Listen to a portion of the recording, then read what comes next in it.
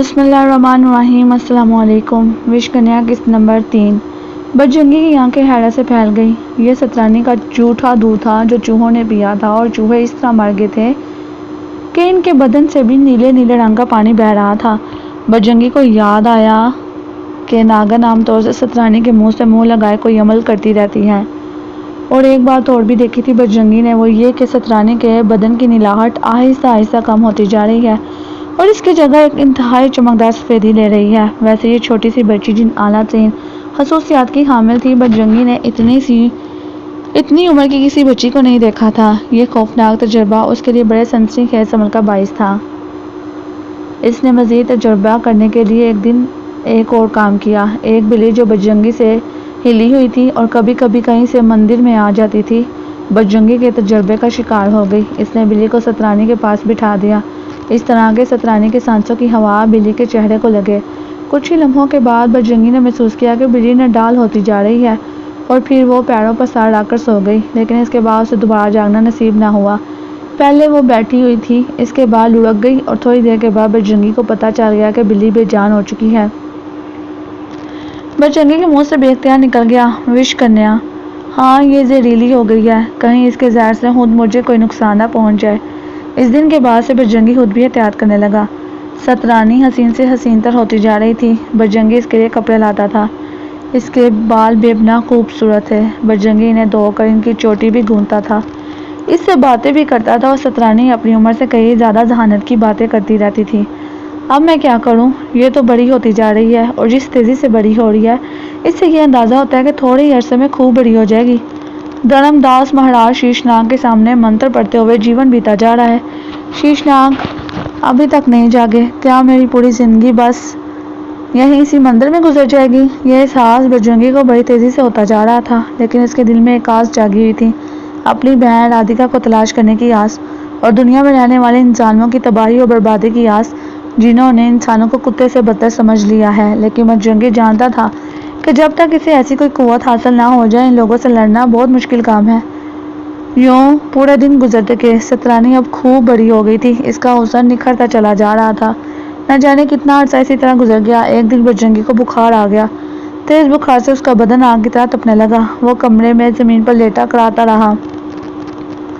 سترانی اس کے پاس آ کر بیٹھ گئی۔ بابا بدجنگی، تم کیوں لیٹے ہو؟ میں بیمار ہو گیا ہوں سترانی۔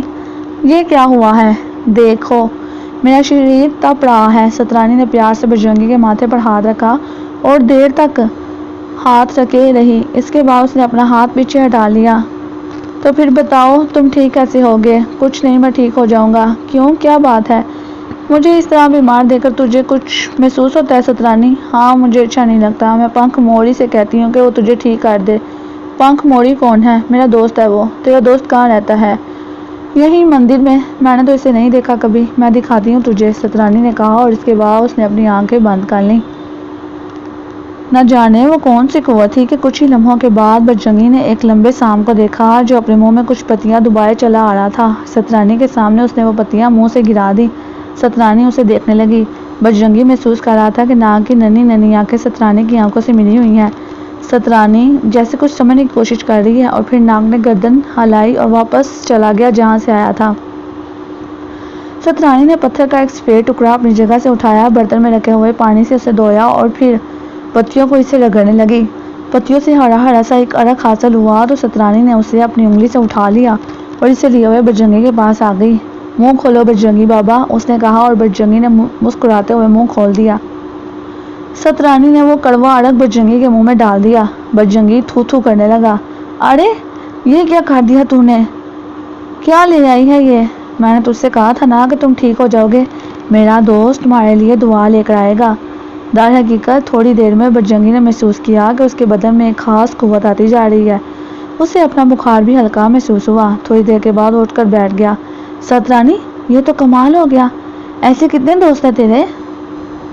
لو بدجنگی بابا، جنگل میں سب سے میری دوستی ہے۔ یہ سب میرے لیے کام کرتے ہیں، مجھے طرح طرح کی باتیں بتاتے ہیں۔ بدجنگی نے حیرت سے آنکھیں کھول دی۔ وہ نہ جانے کیا کیا سوچ رہا تھا۔ اتنا عرصہ گزر گیا تھا، ابھی تک شیش ناگ جاگا تک نہ تھا۔ بدجنگی کسی اور طریقے سے اپنے دشمن سے بدلہ لینے کا کوئی خیال آیا تھا۔ وہ بس اپنی دھن میں مست تھا۔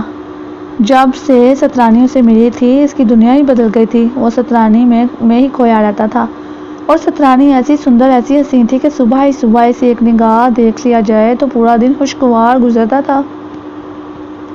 بجرنگی کے دل میں ایک خیال آیا۔ اس نے کہا سترانی آج تک تجھے میں نے ایک بات نہیں بتائی، آج میں تجھے وہ بات بتانے والا ہوں۔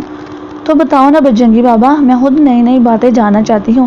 نہ جانے کیوں میرے من میں یہ خیال بار بار آتا ہے، جس طرح دور دور تک درخت پھیلے ہوئے ہیں، جس طرح یہ چھوٹے چھوٹے جانور جیتے ہیں اور مر جاتے ہیں، اس سے یہ اندازہ ہوتا ہے کہ اس مندر کے علاوہ بھی اور بھی بہت کچھ ہے۔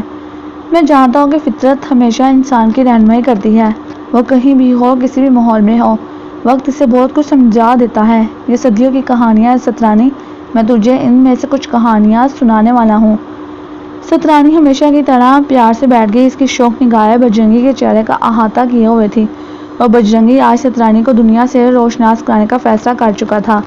تھوڑی دیر تک وہ سوچتا رہا کہ بات کا آغاز کس طرح کرے، پھر اس نے کہا تو نے ان چھوٹے چھوٹے جانوروں کو دیکھا ہوگا سترانی، ان کے چھوٹے چھوٹے بچوں کو بھی دیکھا ہوگا، کیا تو نے کبھی یہ بات سوچی کہ یہ بچے اس سنسار میں کہاں سے آتے ہیں؟ سوچی ہے، بلکہ میں نے ان سے پوچھا بھی تھا، انہوں نے مجھے بتایا کہ اوپر جو آکاش نظر آتا ہے یعنی جمی ہوئی ہوا، وہ ایسے ہی نہیں ہے بلکہ اس کے اوپر دیوتا رہتے ہیں اور پھر یہ دیوتا دھرتی پر روشنی ڈالتے ہیں تو دھرتی پر چھوٹے چھوٹے بچے گھومنے پھرنے لگتے ہیں، یہ دیوتا بچوں کے جنم داتا ہوتے ہیں۔ ایسا ہی ہے نا بجرنگی بابا؟ ہاں، دیوتا ہی ان کے جنم داتا ہوتے ہیں، انہیں ماں ملتی ہے، باپ ملتا ہے اور اسی کے سائے میں یہ پروان چڑھتے ہیں۔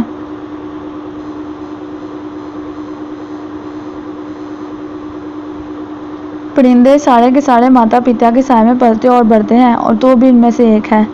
بجرنگی بابا، تم نے مجھے بھی پرندہ اور کیڑا بنا دیا، سترانی نے ہنس کر کہا۔ بیٹا تیرا بجرنگی بابا تجھے غلط بات نہیں بتائے گا، یہ تو نے بڑی عجیب بات کہی، پر کیا نام لیا تم نے؟ ماتا پتا؟ یہی کہا نا تم نے، تو کیا میرے بھی کوئی ماتا پتا تھے؟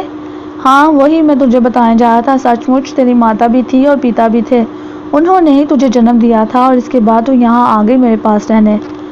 ٹھیک بجرنگی بابا، یہ تو بڑی عجیب کہانی ہے۔ اچھا ایک بات بتاؤ، تمہارے بھی ماتا پتا تھے؟ ہاں تھے، وہ کہاں گئے؟ کھو گئے، وہ کھو کر مٹی میں جا ملے۔ تم مجھے اور بھی کچھ بتاؤ، سترانی نے بڑی دلچسپی سے کہا اور بجرنگی سے سارے جہاں کی کہانیاں سنانے لگا۔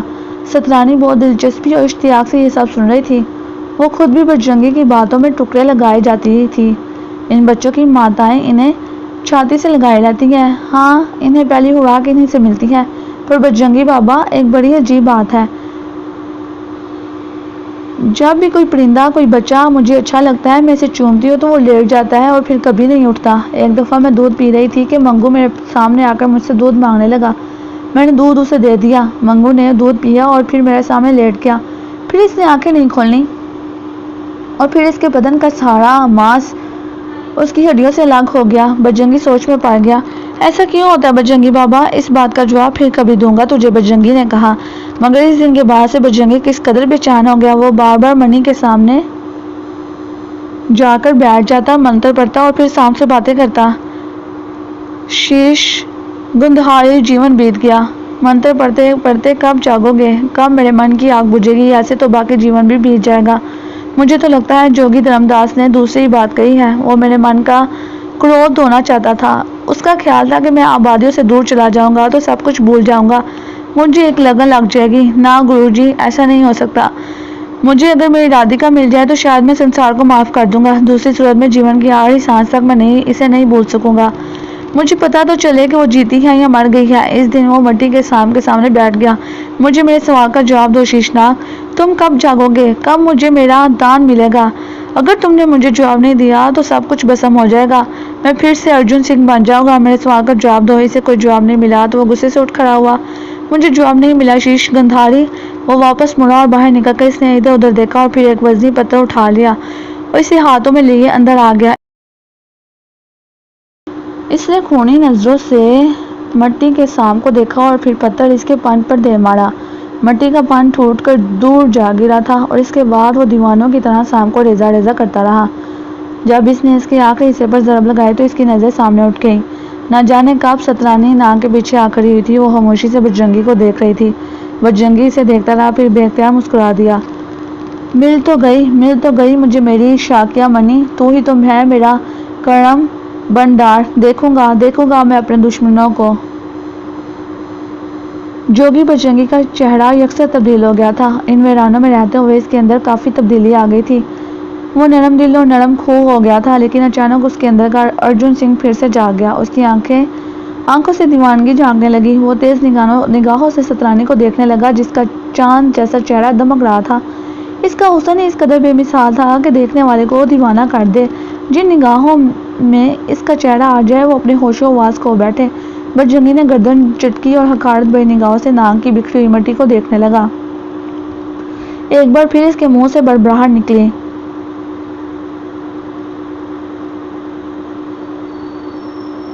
गुरुदेव, तुम्हारा बताया हुआ चाप और मंत्र तो मेरे किसी काम नहीं आ सका, लेकिन देवताओं ने मुझे मेरा मकसद पूरा करने की इजाज़त दे दी है। ये कहकर वो वापस पलटा और फिर दरवाजे में रुककर बोला, आओ सतरानी। सतरानी को बजरंगी की बातें बहुत अच्छी लगती थी। वो हंसती मुस्कुराती बजरंगी के साथ बाहर निकल आई और बोली, तुमने शीश देवता को क्यों तोड़ दिया बाबा बजरंगी? उन्होंने मेरा काम पूरा नहीं किया था। मैंने बहुत अरसे से उनकी तपस्या की, मगर वो सोते ही रहे, और जो सोता है ना सतरानी, वो सब कुछ खो देता है। आओ इधर बैठते हैं। बजरंगी ने एक चोजी सेल की तरफ इशारा करते हुए कहा, और सतरानी इस सेल पर जा बैठी। बजरंगी ने अब उसे अजीब सी निगाहों से देखना शुरू कर दिया था। वो सतरानी का जायजा लेता रहा, फिर इसने कहा, मैंने जो कुछ कहा समझ आया तुम्हारी? हाँ, सोने वाले सब कुछ खो देते हैं, और ये सब कुछ हमसे दूर है। इसे संसार कहा जाता है। संसार में हमारे जैसे लाखों बसते हैं। उन्होंने गढ़ बनाए हुए हैं और दूसरों को भी मुश्किल में डालते रहते हैं। सतरानी, जानती हो तुम्हारा काम क्या होगा इनके दरमियान पहुंचकर? लो, मैं क्या जानूं बाबा बजरंगी, मैं तो इनमें से कभी किसी को देखा भी नहीं। सतरानी भोलेपन से बोली, और बाबा बजरंगी ये जायजा लेने लगा कि ये लड़की दिलों को किस कदर मुट्ठी में लेने की सलाहियत रखती है। फिर वो सतरानी को न जाने क्या क्या बताता रहा, दुनिया में रहने वालों के बारे में, खुद इसके बारे में भी। इसने इसे ये भी समझाया कि इनमें से कोई कुछ भी कहने की कोशिश करे, इसे इनमें से किसी की बातों में नहीं आना होगा। मैं सिर्फ वो करूँगी बाबा बजरंगी जो आप मुझसे कहेंगे, मगर मेरा मन इस संसार को देखने को चाहता है बाबा बजरंगी। आप मुझे इनके दरमियान ले चलिए। हाँ, मैंने यही फैसला किया है सतरानी कि अब हमें संसार वालों के दरमियान पहुँच जाना चाहिए। तो कब जाने हम वहाँ? सतरानी ने खुशी से मखमूर आवाज़ में कहा, बहुत जल्द। अच्छा, एक बात बताओ, जब मुझे बुखार हुआ था तो एक शाम कुछ पत्ते लेकर आया था। तुमने वो पत्ते पत्थर पर घिस कर मुझे इनका सच चटाया था और मैं ठीक हो गया था। हाँ, तुम इन सारे जानदारों से दोस्ती रखती हो ना? सारे के सारे मेरे मित्र हैं। तो फिर इनसे पूछो कि कौन सी जड़ी बूटी कौन से मर्ज में काम आती है, और इन जड़ी बूटियों के नमूने और मुझे बताओ। पता है हम क्या करेंगे सतरानी? जब हम इन संसार वासियों के पास जाएंगे तो हम कहेंगे कि हम बीमारों का इलाज करते हैं और हमारे पास इनके इलाज के लिए बहुत कुछ है। बस फिर पता है क्या होगा? वो संसार वासी हमारी खिदमत करेंगे, हमें प्यार से अपने दरमियान जगह देंगे। मैं मालूम करूँगी बाबा बजरंगी ये कौन सा बड़ा काम है। और इसके बाद बजरंगी ने जो अजीबोगरीब मंजर देखा, इसकी सोचों से भरे था। इसमें कोई शक नहीं कि सतरानी अजीब से अंदाज में उससे मिली थी, नीले रंग के एक ऐसे बच्चे की शक्ल में जो सांपों का जहर पीकर इस दुनिया में आया था। उसके माता पिता का भी पता चल गया था कि वो कहीं से यहाँ तक पहुँचे थे। उसका बाप जहरीले फलों का शिकार हो गया था और साथ इसका घोड़ा भी। उधर इसकी माँ उसे जन्म देते हुए किसी सांप के काटने से इस संसार से चल बसी। इस तरह सतरानी का जन्म अजीबोगरीब अंदाज में हुआ, लेकिन अब जो किरदार सामने आया था, इसने इसके बारे में बहुत सी बातें सोची थी। उसने सोचा था कि अपने दुश्मनों के सामने जाएगा, सतरानी का हुस्न अच्छे को मसहूर कर देगा, और इसके बाद वो अपने शिकार मुंतखब करेगा। ये देखेगा कि कौन किस काबिल है और इसके साथ कैसा सलूक किया जाए। इसके साथ साथ वो अपनी बहन राधिका को भी तलाश करेगा। हो सकता है कि राधिका जिंदा हो और इसे मिल जाए। बस यहाँ ये आरज़ू उसके दिल में गुदास पैदा करती थी, वरना वो सर तब पैर इंतकाम बन चुका था। अब जो तमाशा वो देख रहा था वो अजीब था। तरह तरह के जानवर आते सतरानी के हाथ पर बैठ जाते और सतरानी उनसे बातें करती रहती और अजीबोगरीब आवाज़ मुँह से निकालती थी जो बजरंगी की समझ में नहीं आती थी। लेकिन आवाज़ों के नतीजे में बहुत से परिंदे, हशरात लर्ज और दूसरे छोटे छोटे जानवर उसके पास आ जाते थे।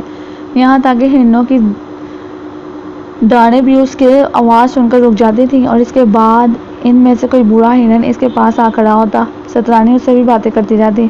फिर बजरंगी ने यह भी देखा कि उन्होंने तरह तरह की जड़ी बूटियाँ लाकर इसके सामने रखना शुरू कर दी थी। بجرنگی کے ہوش اڑے جا رہے تھے، وہ اس سنسار کا سب سے انوکھا کام سر انجام دے رہا تھا۔ اس کے بعد اس نے سترانی سے ان جڑی بوٹیوں کے بارے میں پوچھنا شروع کر دیا۔ سترانی جو کچھ بتا رہی تھی وہ ناقابل یقین ہوتا تھا۔ اسے حیرت ہوئی کہ جانور ان جڑی بوٹیوں کے بارے میں یہ سب کچھ کس طرح جانتے ہیں، لیکن وہ اپنے تجربات بیان کرتے تھے، وہ کیسے بولتے تھے اور سترانی کا دماغ ان کے دماغوں سے کس طرح جا ملتا تھا۔ اس کی سمجھ بجرنگی کو آج تک نہیں آئی تھی، لیکن وہ ان جڑی بوٹیوں کے بارے میں اتنا جان چکا تھا کہ پیچیدہ سے پیچیدہ مرض کا علاج کر سکتا تھا۔ اسے یہ بھی معلوم تھا کہ یہ جڑی بوٹیاں صرف اس جنگل میں نہیں پائی جاتی بلکہ باہر کی دنیا میں بھی انہیں تلاش کیا جا سکتا ہے۔ اس طرح بجرنگی ایک بڑا حکیم بن گیا تھا۔ اس نے کافی وقت اس کام میں صرف کیا۔ اس دوران وہ اپنے سفر کی تیاری بھی کرتا رہا۔ وہ بستی جہاں وہ جاتا تھا، جہاں سے کھانے پینے کی چیزیں لے کر آیا کرتا تھا، یہاں سے کافی فاصلے پر تھی، لیکن اسے اس بات کا علم تھا کہ اس بستی میں جا کر وہ وہاں سے آگے کے سفر کے لیے معقول بندوبست کر سکتا ہے۔ اس کے علاوہ وہ یہ بھی جانتا تھا کہ تہذیب یافتہ دنیا میں سب سے بڑی طاقت دولت ہے۔ آج تک اپنی چھوٹی چھوٹی ضرورتوں کو پورا کرنے کے لیے وہ جنگل سے مختلف چیزیں لے جایا کرتا تھا، درختوں کی چھال، پھل بوٹے جو دعاؤں میں ہی کام آتے تھے، اور ان کے اچھے خاصے پیسے مل جایا کرتے تھے۔ لیکن اس وقت بجرنگی کے دل میں کوئی برائی نہیں تھی، البتہ وہ جو سوچ رہا تھا کہ شہری آبادی میں جانے کے لیے اسے بہت سی چیزوں کی ضرورت پیش آئے گی، کیونکہ اب اس کے ساتھ سترانی بھی تھی۔ وہ یہ بھی جانتا تھا کہ سترانی کو چھپانے کے لیے اسے کس طرح کے کپڑے درکار ہوں گے، سترانی لوگوں کی نگاہوں میں نہ آ سکے، ورنہ اس کے حسن بے پناہ کو دیکھ کر تو نہ جانے کتنا خون خرابہ ہو جاتا۔ تمہیں ایسے کپڑا پہننا ہوں گے سترانی جس میں تمہارا شریر پورا چھپ جائے اور تمہارا منہ بھی چھپ جائے، بس آنکھیں کھلی رہیں، تم لوگوں کے سامنے نہیں آؤ گی بلکہ چھپی رہو گی۔ اسے سترانی کو آگاہ کیا۔ کیسا لگے گا مجھے؟ یہاں تو جیسے من چاہتا ہے جیون بتاتی ہوں، جھیل میں نہا لیتی ہوں، پرندے اور دوسرے جانور میرے ساتھ ہوتے ہیں، کوئی بھی مجھے غور سے نہیں دیکھتا، وہ سب مجھے سترانی کی ہنسی ہنسی پسند کرتے ہیں۔ ہاں لیکن انسانوں کی بستی میں ایسا نہیں ہوتا سترانی، وہ تمہیں دیکھ کر تمہیں نقصان پہنچانے کی کوشش کر سکتے ہیں، تو پھر میں کیا کروں گی؟ بس اپنے آپ کو چھپائے رکھنا، جب میں چاہوں گا تمہیں ان کے سامنے ظاہر کر دوں گا، بجرنگی نے کہا، اور سترانی خوشی سے تیار ہو گئی۔ آخرکار بجرنگی نے ٹوٹا مندر چھوڑ دیا۔ اسے بڑا دکھ ہو رہا تھا، یہاں اسے زندگی کا بہت بڑا حصہ بتایا تھا، کڑیل جوان آیا تھا، لیکن اب اس کی عمر بڑھاپے کی طرف چل پڑی تھی۔ جڑی بوٹیوں کا ایک بڑا سا گٹھا لیے اس نے اپنے ساتھ لے لیا تھا۔ اب ان جڑی بوٹیوں سے اسے بھرپور واقفیت تھی۔ سب سے بڑی بات یہ تھی کہ سترانی اس کے ساتھ تھی، جس کی نس نس میں زہر بھرا تھا۔ اس کی سانسیں اور اس کی جھوٹی ہر شے اس قدر زہریلی تھی کہ انسان تو انسان، جانور تک اس کا شکار ہو جاتے تھے۔ غرض یہ کہ بجرنگی اس وقت ایک عجیب و غریب شخصیت بن کر دنیا میں جا رہا تھا، اور سب سے بڑی بات یہ تھی کہ اب اس کے دل میں دنیا سے انتقام لینے کا خیال تھا۔ اس کی شخصیت میں کہیں بھی کوئی نرمی نہیں تھی پائی جا رہی۔ یہ سفر اس کے لیے تو خیر معمول کے مطابق تھا، لیکن سترانی مندر چھوڑ کر باہر کی دنیا کو بڑی دلچسپی سے دیکھ رہی تھی۔ آخرکار وہ لوگ لمبا سفر طے کر کے بستی پہنچ گئے، لیکن وہ بری طرح خوفزدہ تھی۔ بجرنگی نے اس کے چہرے پر کپڑا لپیٹ رکھا تھا، اس کے بدن کو ڈھیلے ڈھالے کپڑوں میں ملبوس کر رکھا تھا تاکہ کسی کی توجہ اس کی جانب نہ ہو سکے۔ بجرنگی نے ایک سرائے میں رہائش کے لیے جگہ اختیار کی اور پھر وہیں سے سترانی کو انسانوں اور ان کی زندگی کے بارے میں نظارے کرانے لگا۔ سترانی انتہائی حیران ہوئی، لیکن اس کے اندر خوشی کا طوفان امڑ رہا تھا۔ میں تو ان کے بیچ ہی رہوں گی، وہاں تو میں بالکل اکیلی تھی، یہاں تو میرے جیسے بہت سے ہیں، عورتیں، بچے، میں انہی کو دیکھ کر حیران ہوں۔ بجرنگی اس کا استاد تھا، وہ سترانی کو ہر چیز سے روشناس کرا دینا چاہتا تھا۔ اس کے بعد سترانی کو سرائے کے کمرے میں چھوڑ کر اسے ہدایت دے کر وہ وہاں سے باہر نکل آیا۔ اس بستی کے بارے میں اسے ہر طرح کی معلومات حاصل تھی۔ باہر طور اب حالات بہت مختلف ہو گئے تھے۔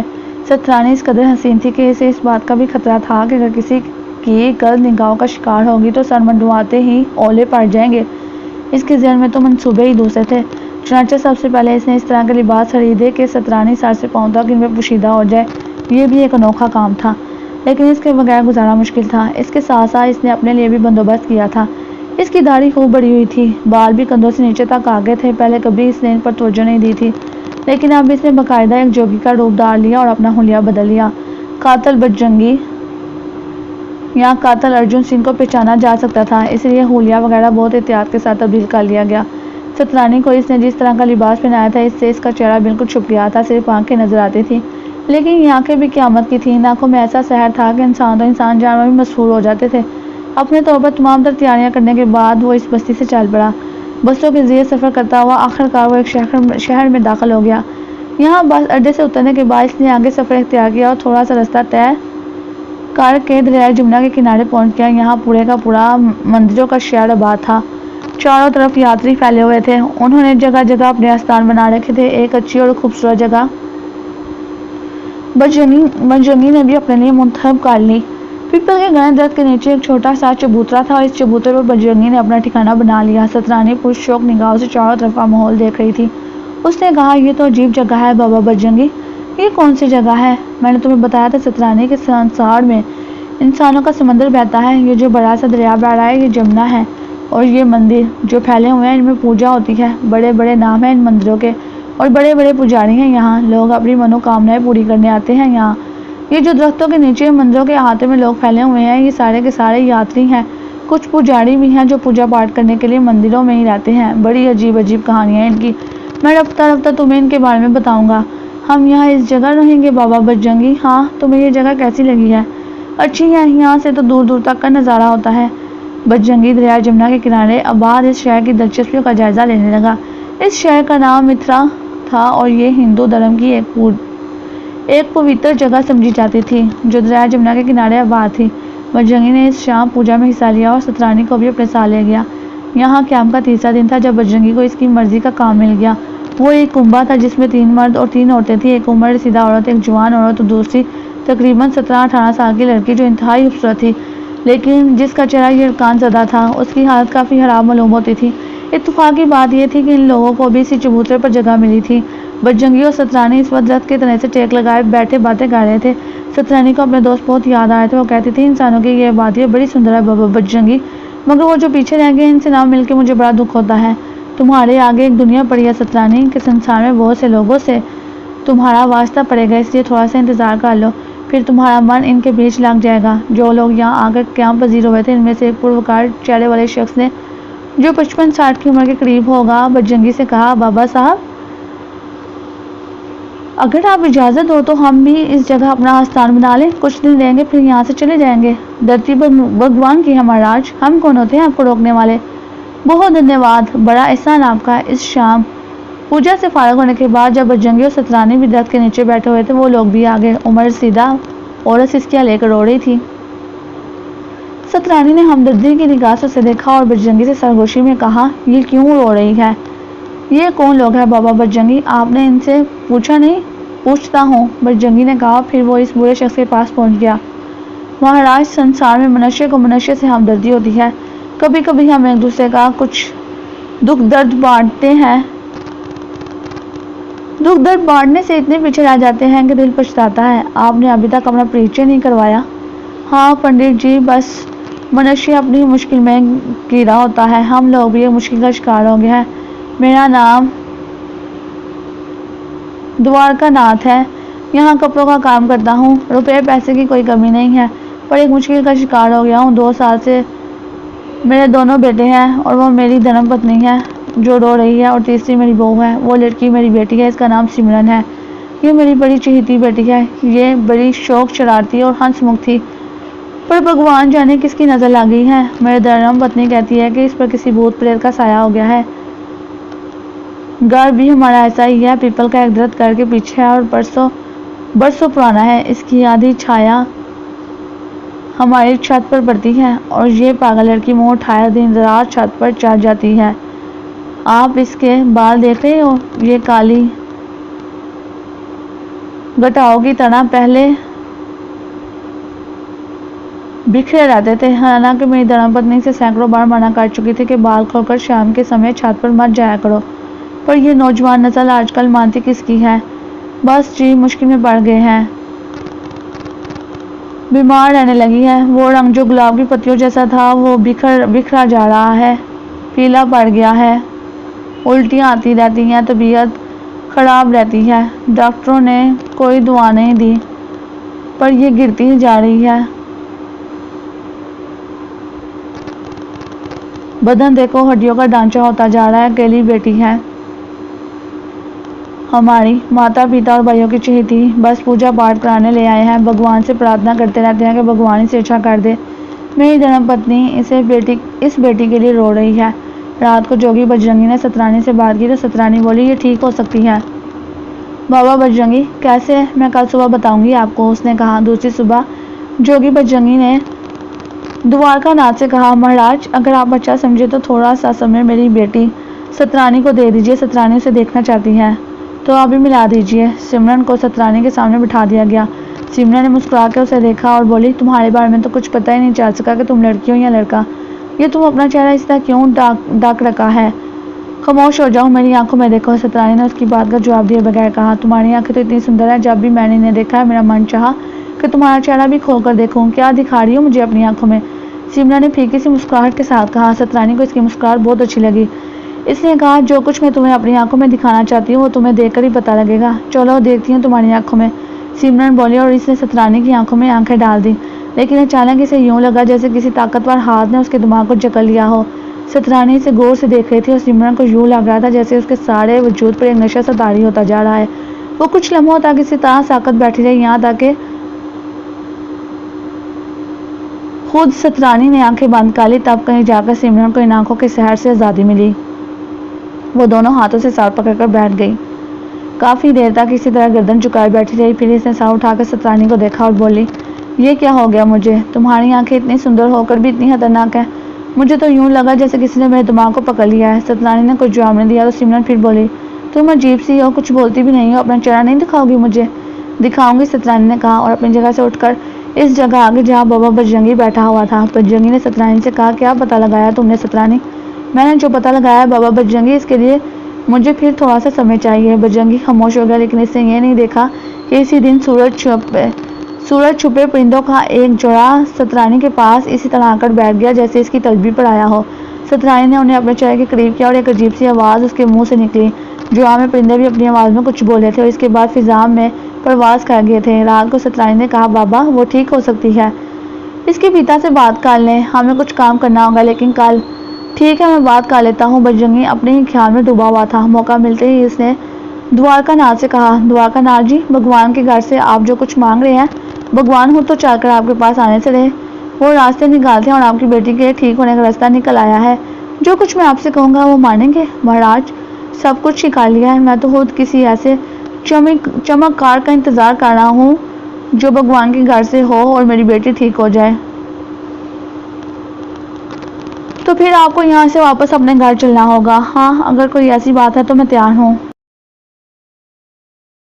ڈوبتے کو تنکے کا سہارا چاہیے ہوتا ہے۔ دوارکا ناتھ تو اسی وقت جانے کے لیے تیار ہو گیا تھا، لیکن جوگی بجرنگی نے اس سے کچھ وقت مانگا اور آخرکار وہ سترانی کو لے کر دوارکا ناتھ کے گھر چل پڑا۔ اس حویلی نما گھر کو دیکھ کر دوارکا ناتھ کی مالی حیثیت کا اندازہ اچھی طرح ہو جاتا تھا۔ بجرنگی نے سترانی سے پوچھا کہ اب اسے کیا کرنا ہے؟ سترانی نے اپنی جڑی بوٹیوں کے پٹارے سے ایک سوکھی ہوئی بدنما بوٹی نکالی اور اسے دیچکی بھر پانی میں ابلوایا، اور جب پانی کا رنگ گہرا عنابی ہو گیا تو سترانی کی ہدایت پر بجرنگی نے دوارکا ناتھ سے کہا، آپ کی پوتری کو تھوڑا سا کشٹ دینا ہوگا۔ بتائیے بجرنگی مہاراج، یہ پانی اسے پلانا ہوگا، اس کے بعد اسے الٹا لٹکانا پڑے گا، یہ تکلیف سے برداشت کرنا پڑے گی۔ بہت فرمانبردار لڑکی ہے، وہ ہر بات مان لیتی ہے، وہ خود اپنی بیماری سے عاجز ہے۔ سمرن تھوڑا سا ناراض تھی سترانی سے کہ وہ اس سے بے تکلفی سے پیش نہیں آتی تھی، جبکہ وہ اسے اپنا دوست بنانا چاہتی ہے۔ سترانی نے ہنس کر کہا، اگر تم ٹھیک ہوگی تو میں تمہاری دوست بن جاؤں گی، اگر نہ ہوئی تو تب بھی میں تمہاری دوست ہی رہوں گی، مگر ایک شرط پر۔ یہ جو پانی میں نے بنایا ہے تمہیں پورے کا پورا پینا پڑے گا۔ سمرن نے اس کی بات مان لی اور اسے ایک ایسی جگہ لٹا دیا گیا جہاں اس کے پاؤں بالکل ہی اوپر اٹھ گئے تھے اور باقی بدن نیچے آ گیا تھا۔ سترانی خود پاس موجود تھی، بجرنگی اور دوارکا ناتھ کے علاوہ ان کی دھرم پتنی اور بھابھی بھی۔ یہ عجیب و غریب کھیل شروع ہو گیا تھا۔ حالانکہ دوارکا ناتھ کے دونوں بیٹے اس بات کے خلاف تھے، انہوں نے باپ سے مخالفت بھی کی تھی۔ پتا جی، آپ سب کی باتوں میں آ جاتے ہیں، اگر اس پانی کے پینے سے سمرن کو کوئی نقصان پہنچ گیا تو کیا ہوگا؟ بیٹا، میں اور میرا پتا جی ان سادھو سنتوں کو بہت مانتے تھے، ہم نے بڑے بڑے چمکار ہوتے دیکھے ہیں، سب کچھ بھگوان پر چھوڑ دو۔ ویسے بھی ہماری سمرن کس طرح سوکھتی جا رہی ہے، اس کا جو حال ہے اسے تو یہ پتہ چلتا ہے تھوڑے دنوں میں کہیں وہ سنسار نہ چھوڑ بیٹھے۔ جو کچھ چھوڑا ہے ہونے دو۔ ہم بھگوان کے مندر میں دعا مانگنے گئے تھے، ہو سکتا ہے بھگوان نے ہماری سن لی ہو۔ بھگوان خود تو چل کر نہیں آتے، کسی کو کچھ دینے کے لیے وہ ذریعہ ہی بناتے ہیں، جو ہو رہا ہے ہونے دو۔ سمرن نے مشکل سے عنابی رنگ کے پانی کا ایک کٹورا پیا اور اسے بڑی زور کی ابکائی آئی، وہ نڈال ہو گئی، لیکن سترانی کے کہنے پر اسے دوسرا کٹورا دیا گیا۔ 5 کٹورے پانی پیا اور 5ویں کٹورے کے بعد سے الٹی آئی اور اس کے منہ سے ایک موٹی چھپکلی نکل کر نیچے گری، ادھر ادھر دوڑنے لگی۔ بجرنگی نے فوراً اس چھپکلی پر جوتا رکھ دیا۔ چھپکلی اس کے جوتے کے نیچے تلملاتی رہی۔ باقی لوگ دہشت زدہ ہو کر پیچھے ہٹ گئے تھے۔ سمرن کو یہ حقیقت معلوم نہیں تھی۔ 5 چبکائیوں نے اسے بالکل نڈال کر دیا تھا، اس کی آنکھیں بند تھیں۔ چھپکلی تھوڑی دیر تک بجرنگی کے پاؤں کے نیچے دبی رہی، پھر اس کی دم علیحدہ ہو گئی۔ بجرنگی نے پاؤں اٹھایا تو چھپکلی مر چکی تھی۔ دوارکا ناتھ کی دھرم پتنی دونوں ہاتھوں سے سینہ پکڑے ہوئے منہ کھولے بیٹھی تھی۔ باقی لوگوں پر بھی سکتہ طاری تھا۔ سترانی نے آہستہ سے کہا، بابا بجرنگی اب اسے سیدھا کر دے، یہ ٹھیک ہو گئی ہے۔ سب لوگوں نے اسی طرح سترانی کے کہنے پر عمل کیا جیسے یہ کسی دیوی کی آواز ہو۔ نڈال سمرن کو وہاں سے ہٹا کر ایک صوفے پر بٹھا دیا گیا اور وہ آنکھیں بند کر کے گہری گہری سانسیں لینے لگی۔ خود بجرنگی بھی ششتر تھا۔ یہ بات اسے معلوم تھی کہ سترانی وشکنیا ہونے کے ساتھ ساتھ پرندوں اور دوسرے جانوروں کی دوست بھی ہے، اور یہ سب اسے جڑی بوٹیوں کے بارے میں بتاتے ہیں۔ بجرنگی کی خوشی کا کوئی ٹھکانہ نہیں تھا۔ وہ اس وقت کو یاد کر رہا تھا جب یہ ننھی سی بچی اسے مردہ ماں کی گوشت میں ملی تھی۔ گویا اس کی تو تقدیر کے سارے ستارے کھل اٹھے تھے۔ شیش ناگ کو جگانے کا عمل وہ اس لیے کر رہا تھا کہ اپنے دشمنوں سے بدلہ لینے کی قوت حاصل کر سکے اور اپنی بہن رادھیکا کو تلاش کرے۔ گرو دھرم داس پر اس نے بھروسہ کیا تھا اور اس کے بتائے ہوئے چاپ کو بڑی باقاعدگی سے کر رہا تھا، لیکن شیش ناگ نہیں جاگا تھا۔ وہاں اب اسے احساس ہوا تھا کہ سترانی کے مل جانے سے اس کا کام بن جائے گا۔ وہ عجیب و غریب قوتوں کی مالک تھی اور آبادی میں آ کر اس نے جو پہلا کارنامہ سر انجام دیا تھا، اس سے اندازہ ہو جاتا تھا کہ آگے کیا کچھ ہوگا۔ دوسری طرف دوارکا ناتھ کی خوشی کا ٹھکانہ نہیں تھا۔ نہ جانے کیوں پورے گھر والے کو یہ احساس ہو رہا تھا کہ سمرن اب ٹھیک ہو جائے گی۔ وہ سب سمرن کی دلجوئی میں لگے ہوئے تھے۔ دوارکا ناتھ کے بڑے بیٹے نے کہا، اگر ہماری بہن ٹھیک ہوگی تو ہم آپ کا منہ موتیوں سے بھر دیں گے۔ بجرنگی مہاراج، ان دونوں کو رہائش کے لیے بہترین کمرہ دیا گیا، ان تمام ضرورتیں پوری کی گئیں۔ سترانی نے مسرور لہجے میں کہا، مجھے اپنے ساتھیوں کو چھوڑنے کا دکھ ہے۔ وہاں ان سب سے میری دوستی تھی، مگر یہ سب کچھ تو اس سے بھی اچھا ہے۔ مجھے یہاں بہت اچھا لگ رہا ہے۔ کیا اب ہم یہیں رہیں گے؟ نہیں سترانی، سنسار بہت بڑا ہے، یہاں بڑی نئی چیزیں ہیں۔ میں تمہیں سنسار میں سب کچھ دکھاؤں گا۔ ہم کچھ سمے بتا کر یہاں سے چلے جائیں گے۔ اب تو مجھے ایک بات بتاؤ۔ جی بابا بجرنگی، اس لڑکی کے شریر میں چھپکلی ہے، تمہیں کیسے پتا چلا؟ میں نہیں جانتی بجرنگی بابا، جب میں نے اس کی آنکھوں میں دیکھا تو اس کا شریر بول اٹھا کہ اسے کیا کشٹ ہے۔ پھر کھچ جڑی کے جوڑے نے مجھے بتایا کہ اس کا علاج کیا ہے۔ اصل میں بابا بجرنگی، رات کو اٹھ کر پانی پیتے وقت منشیہ کو یہ دیکھ لینا چاہیے کہ جس برتن میں وہ پانی پی رہا ہے وہ صاف ستھرا ہے بھی یا نہیں۔ سمرن نے کبھی رات کو دیکھے بغیر ایک ایسے برتن میں پانی پی لیا تھا جس میں چھپکلی کا بچہ پڑا ہوا تھا۔ یہ بچہ پانی کے ساتھ اس کے شریر میں جا کر پلتا رہا اور اس کا وش سمرن کے خون میں شامل ہوتا رہا۔ اب ماس کڑی سے اس کا خون دھل کر وش سے پاک ہو گیا اور چھپکلی بھی اس کے شریر سے نکل گئی ہے۔ ہائے بھگوان، میری گود میں پل کر بڑی ہوئی ہے تو تجھے یہ ساری باتیں کس نے بتائی؟ میرے متروں نے بتائی۔ وہ کہتے تھے کہ منشیہ کو بھگوان نے سب کچھ دے کر اس سنسار میں بھیجا ہے، پر اس نے سب کچھ چھوڑ دیا ہے۔ منشیہ ماٹی کا پتلا ہے اور ماٹی میں وہ سب کچھ موجود ہے جو اس کی ہر بیماری سے بچا سکتا ہے۔ اگر وہ اسے تلاش کر لے تو اسے ہر بیماری سے آرام مل جائے۔ یہ تجھے کس نے بتایا؟ بہت سے پرندوں نے اور ماس خوروں نے۔ ہم سب یہی باتیں تو کرتے تھے۔ ماس کڑی کیا چیز ہے؟ وہ بوٹی جو میں نے پانی میں ملا کر سمرن کو دی تھی۔ یہ پرندے، یہ جانور تجھے دوسری بیماریوں کی دوا بھی بتا سکتے ہیں۔ ہاں بابا بجرنگی، میں نہیں جانتی کہ کس کو کیا بیماری ہے، مگر جب میں اس کی آنکھوں میں دیکھوں گی تو اس کی بیماری خود بول اٹھے گی اور میرے متر مجھے اس کا علاج بتا دیں گے۔ بجرنگی نے آنکھیں بند کر لی۔ اسے ایک انمول ہیرا مل گیا تھا، ایسا تو اسے شیش ناگ کو جگا کر بھی نہیں مل سکتا تھا۔ اب وہ بہت کچھ کر سکتا تھا۔ وہ دولت بھی جمع کر سکتا تھا، اپنی بہن کو تلاش بھی کر سکتا تھا اور اپنے دشمنوں سے بدلہ بھی لے سکتا تھا۔ وہ خوشی سے پھولا نہیں سما رہا تھا۔ دوارکا ناتھ نے دوسرے دن محسوس کر لیا کہ سمرن بہت تیزی سے صحت یاب ہو رہی ہے۔ وہ بے حد خوش تھا۔ اس کے دل میں جوگی بجرنگی اور سترانی کے لیے بڑا احترام پیدا ہو گیا تھا۔ آپ نے میرے گھر کی روشنی مجھے واپس دے دی ہے بجرنگی مہاراج، میں آپ کا یہ احسان کیسے اتاروں؟ آپ کی مہربانی دوارکا ناتھ جی۔ دیوی سترانی کو لگتا ہے بھگوان نے بڑا گیان دیا ہے۔ میری ایک رائے ہے، کیا آپ کو معلوم ہے کہ مترا مندروں کا شہر ہے؟ اس دیوی کو کسی ایک مندر میں آستان دلوا دیں، اس کے ذریعے ہندوستان بھر کے بیماروں کا علاج کرائیں، بہت بڑا مان ملے گا اور دیوتاؤں کی طرح پوجی جائے گی یہ۔ مجھے وشواس ہے کہ ہندوستان بھر کا کوئی ڈاکٹر یہ پتہ نہیں چلا سکتا تھا کہ سمرن کے شریر میں کوئی چھپکلی گھس گئی ہے۔ وہ اس کے شریر میں کیسے چلے گی بجرنگی مہاراج؟ द्वारका नाथ ने पूछा और बजरंगी ने उसे सतरानी की सुनाई हुई कहानी दोहरा दी। जय भगवान, इस महान देवी को जरूर किसी मंदिर की दासी होना चाहिए। आप कहें तो मैं गुरु जोग्याल से बात करूं? गुरु जोग्याल यहाँ के सबसे बड़े मंदिर के पुजारी हैं। अभी नहीं द्वारकानाथ जी, संसार में बहुत से काम पड़े हैं हमें, न जाने कहाँ कहाँ जाकर हमें अपने काम करने होंगे। बस अब हमें जाना चाहिए, कुछ समय तो बिताएं, हमें कुछ सेवा करने दें। द्वारकानाथ ने कहा, बस 1-2 दिन हम आपके साथ रह सकते हैं, इसके बाद हम आपसे आज्ञा चाहेंगे। द्वारकानाथ खामोश हो गया, लेकिन इसने ये बात अपने बेटों से कही तो दोनों बेटों ने कहा, हम इन्हें जाने से कैसे रोक सकते हैं। और सच भी है, ऐसी महान आत्मा को किसी मंदिर का कैदी तो नहीं बनाया जा सकता। पता नहीं संसार में और कहाँ इनकी ज़रूरत हो, इन्हें बहुत कुछ देकर यहाँ से रुखसत किया जाएगा। उन्होंने हम पर बड़ा एहसान किया है। द्वारकानाथ के दोनों बेटों ने गर्दन हिला दी और फिर एक मकबूल रकम जोगी बजरंगी को इनकसारी से पेश की गई। हमारे मन की खुशी है महाराज, इसे कुछ छोड़ना समझे। बजरंगी ने खामोशी से वो रकम अपने लिबास में महफूज कर ली। दूसरी तरफ औरतों के दरमियान सतरानी के बारे में बातें होती रहती थी। सिमरन बड़ी परेशानी से कहती है, इसकी आवाज़ और आंखें इतनी सुंदर है कि मन चाहता है कि इसके पास ही बैठे रहो। वैसे तो वो बहुत अच्छी तरह बातें करती है, मगर पता नहीं अपना मुख क्यों छुपाए रखती है। मैंने बाबा बजरंगी से ये बात पूछी तो वो कहने लगी, बेटी इसके मुख का छुपे रहना ही अच्छा है। तुमने इसके हाथ पाँव देखे हैं सिमरन? भगवान की सौगंध इतने सुंदर है, मानो मोम के बने हो। भाभी ने कहा, मेरा मन चाहता है किसी समय जब वो सो रही हो तो चुपके से इसके मुंह से कपड़ा हटाकर इसका चेहरा देख लो।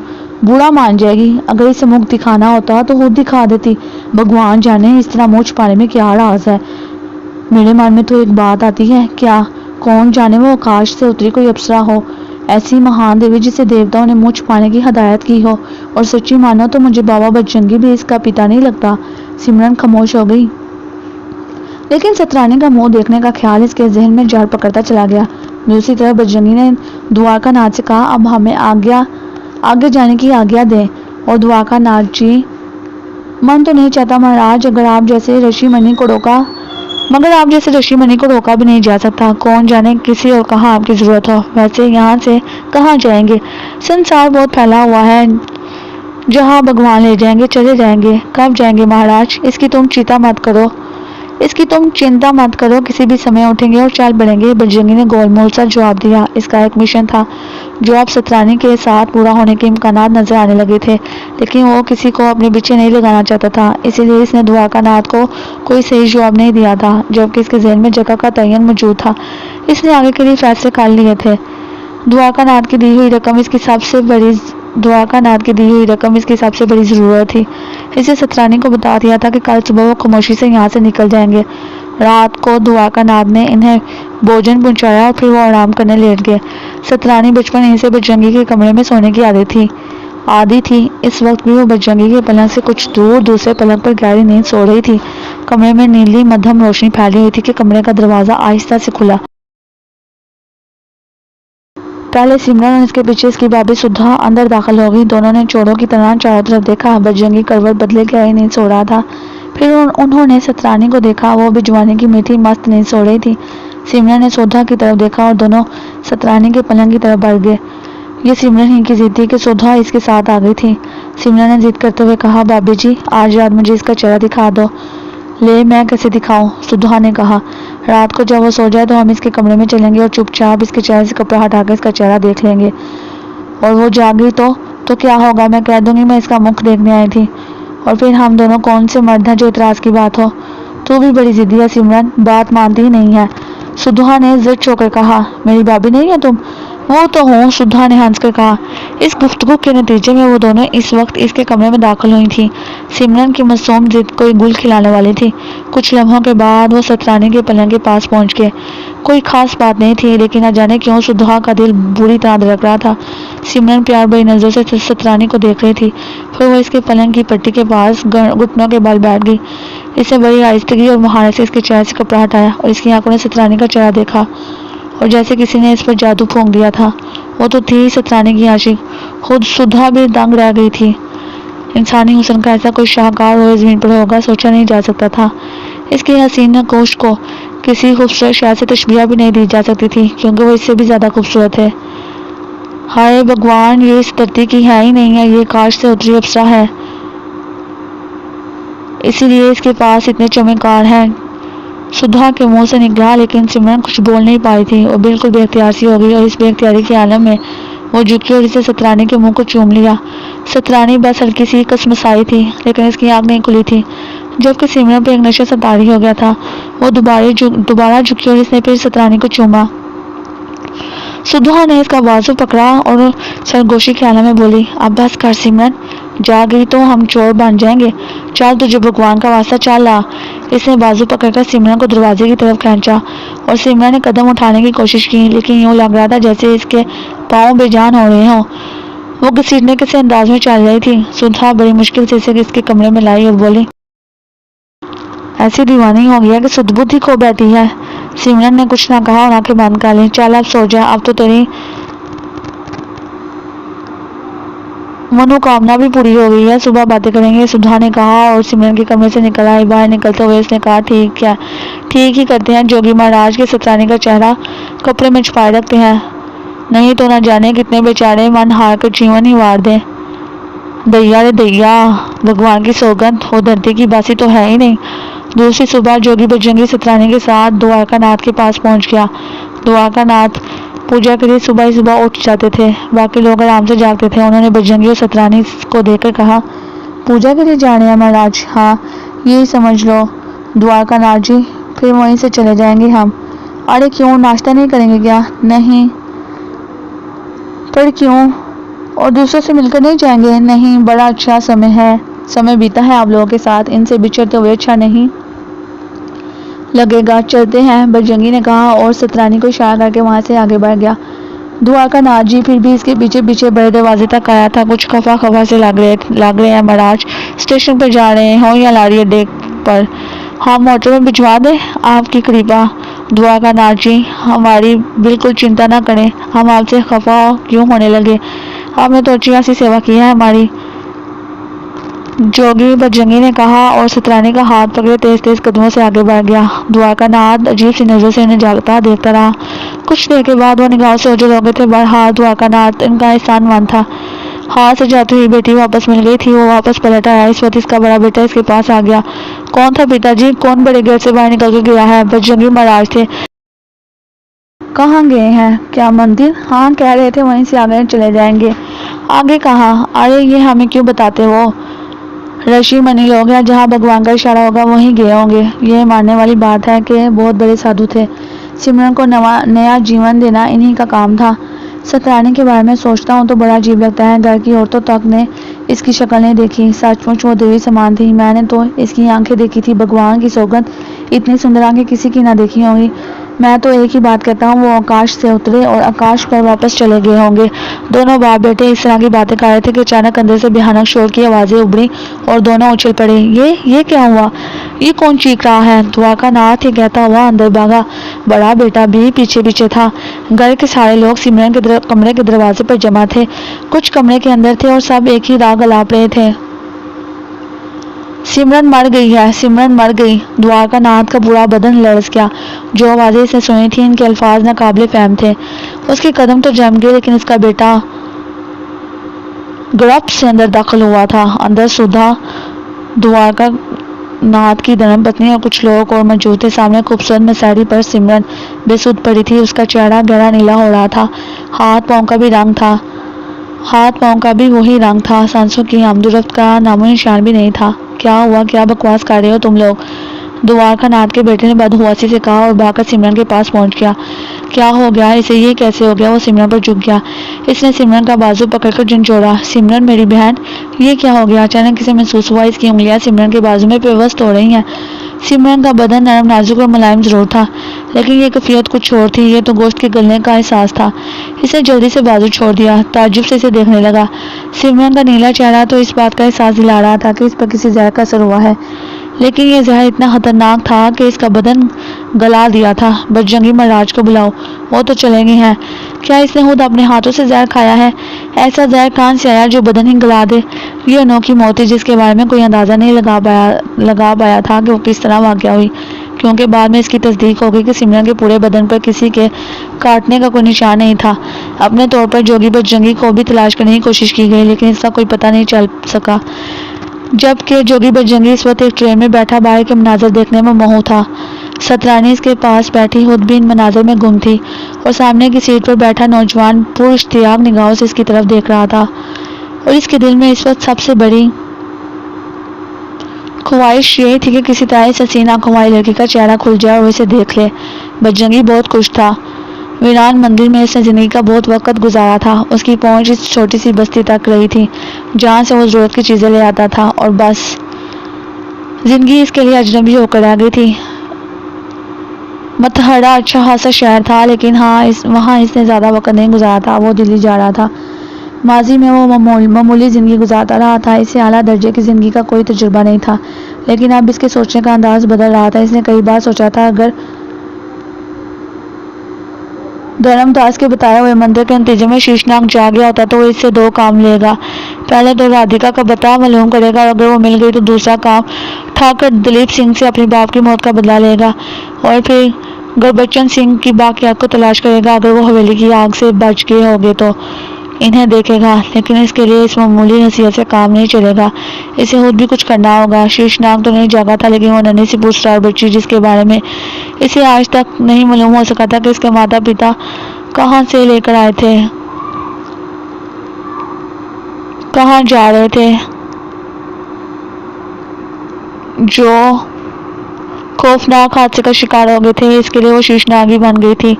اس کا تجربہ اسے دوارکا ناتھ کی حویلی میں ہو گیا تھا، جہاں اسے دوارکا ناتھ کی بیٹی سمرن کا علاج کیا تھا، اور دوارکا ناتھ نے اسے بہت کچھ دے کر رخصت کیا تھا۔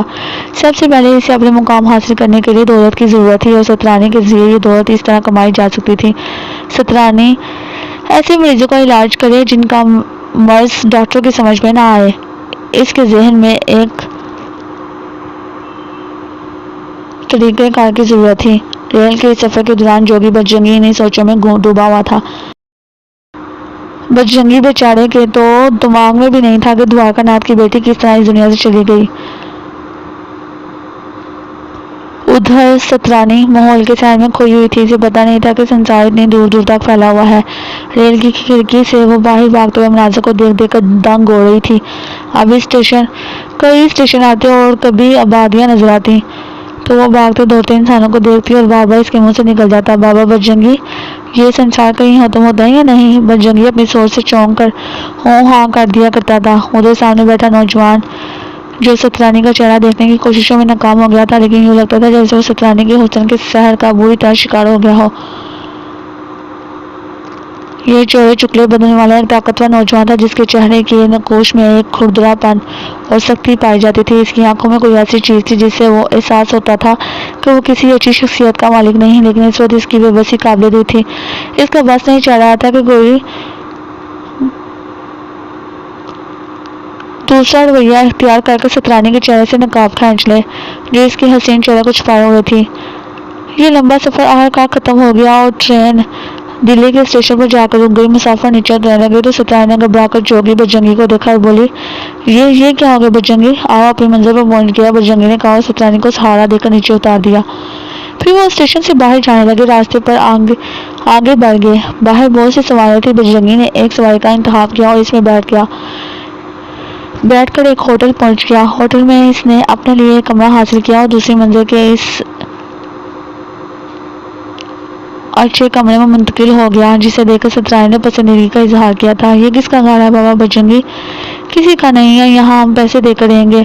یہ پیسے ہیں جو سنسار میں سب سے بڑی طاقت رکھتے ہیں، اس کے ذریعے انسان آسانی سے انسان کا گلا کاٹ سکتا ہے۔ سترانی نے حیرت سے آنکھیں پھاڑ دیں۔ ہوٹل کے قیام کے دوران وہ سوچتا رہا کہ اب اسے کہاں سے اپنی کاوشوں کا آغاز کرنا چاہیے۔ ویران مندر میں رہ کر اس کا دل مرجھا گیا تھا، لیکن رفتہ رفتہ سترانی کے ساتھ اس کی امنگیں پھر سے زندہ ہو گئی تھیں اور آخرکار اس کے راستے بدل گئے۔ سترانی کے ذریعے اس نے ٹھاکر دلیپ سنگھ اور گربچن سنگھ کے بچے ہوئے ان تمام خاندان والوں سے انتقام لینے کا فیصلہ کیا جنہوں نے اس سے اس کی ہنستی بستی زندگی چھین لی تھی۔ اس کی زندگی کی سب سے بڑی آرزو، سب سے بڑی محبت اس کی بہن رادھیکا تھی، جس کی یادیں آج بھی اس کے سینے میں چبھن پیدا کرتی تھیں۔ میری زندگی کا مقصد تو یہی ہے کہ رادھیکا کو تلاش کروں، اگر وہ مل جائے تو اس کے ساتھ جیون کے بقیہ دن گزاروں، لیکن اب اس سنسار میں اپنا مقام حاصل کرنے کے لیے مجھے بڑی ہمت اور محنت سے کام لینا ہوگا۔ سترانی کا بدے قسم کے نقابوں میں لپٹا ہوا چہرہ نگاہوں کو مرغوب کر سکتا تھا۔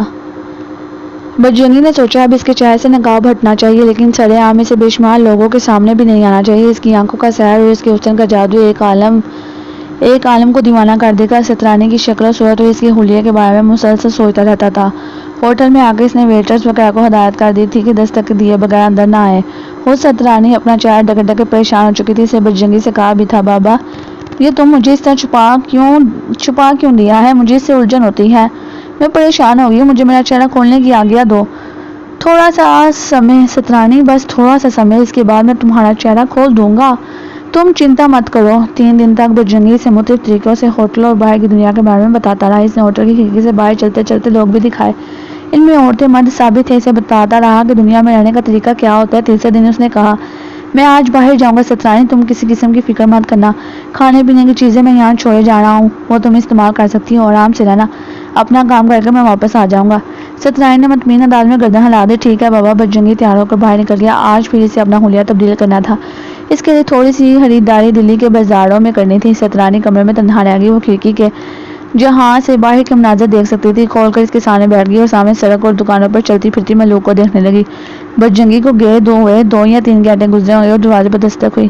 اس طرح کے دستک دینے والوں کو اس نے کئی بار آتے جاتے دیکھا تھا۔ وہ یہ سمجھی تھی کہ انہیں جیسا کوئی ہوگا، چنانچہ وہ دروازہ کھولنے چلے گئی، لیکن دروازہ کھول کر دیکھا تو ایک ہلکا سا شناسا چہرہ اپنے سامنے پایا اور ایک لمحے کے اندر سے یاد آ گئی، وہی مرد تھا جس نے ٹرین میں اس کے ساتھ سفر کیا تھا اور وہ سامنے والی جگہ پر بیٹھا تھا۔ اس وقت وہ چہرہ کھولے ہوئے تھے اور اسے احساس بھی نہیں تھا۔ وہ اس طرح آنکھیں پھاڑے سترانی کو دیکھ رہا تھا جیسے اسے سکتا سا ہو گیا ہو۔ سترانی چونکی اور پھر کئی قدم پیچھے ہٹ گئی۔ اس وقت نوجوان بھی ہوش میں آ گیا۔ اس نے 2 قدم اندر رکھے اور اپنے پیچھے دروازہ بند کر دیا۔ سترانی کے انداز میں کسی طرح کا خوف نہیں تھا۔ نوجوان نے سنبھل کر کہا، مجھے معاف کرنا، میں اس طرح اندر آ گیا، اصل میں وہ چاچا جی جو تمہارے ساتھ ہیں ابھی تھوڑی دیر پہلے مجھے بازار میں ملے تھے، وہ کوئی چیز خرید رہے تھے، انہوں نے مجھ سے کہا تھا میں تمہیں بلا کر لے آؤں اور ان کے پاس پہنچا دوں۔ تمہیں یاد ہے نا کہ ریل میں سفر کے وقت میں انہیں ملا تھا؟ میرا نام بلسبیر ہے، آؤ تم میرے ساتھ چلو، میں تمہیں ان کے پاس لے چلتا ہوں۔ سترانی نے ایک لمحے کے لیے سوچا، پھر اس کے ساتھ جانے کے لیے تیار ہو گئی۔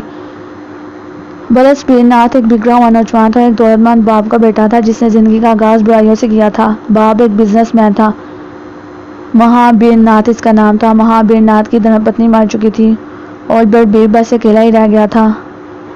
بوڑھے دوستوں کی صحبت میں وہ کافی بگڑ گیا تھا۔ شراب، جوا اور دوسرے ایسے ہی کام اس کی زندگی کا حصہ بن گئے تھے۔ اس وقت وہ بلند شہر گیا ہوا تھا اور وہاں سے ریل کے ذریعے واپس آ رہا تھا کہ اس نے سترانی کو دیکھا۔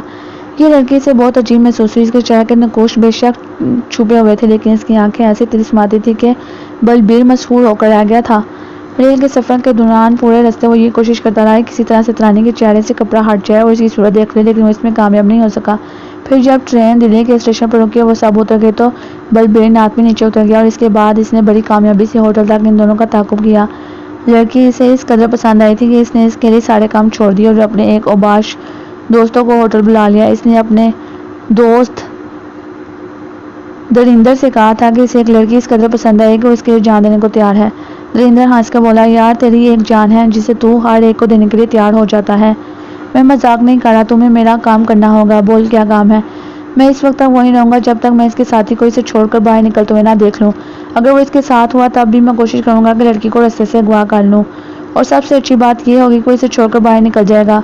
میرے دوست، تجھے یہاں گاڑی لے کر میرے ساتھ انتظار کرنا ہوگا، اور یہ انتظار ہوگا کتنا لمبا یہ کچھ نہیں کہا جا سکتا، بلبیر نے کہا۔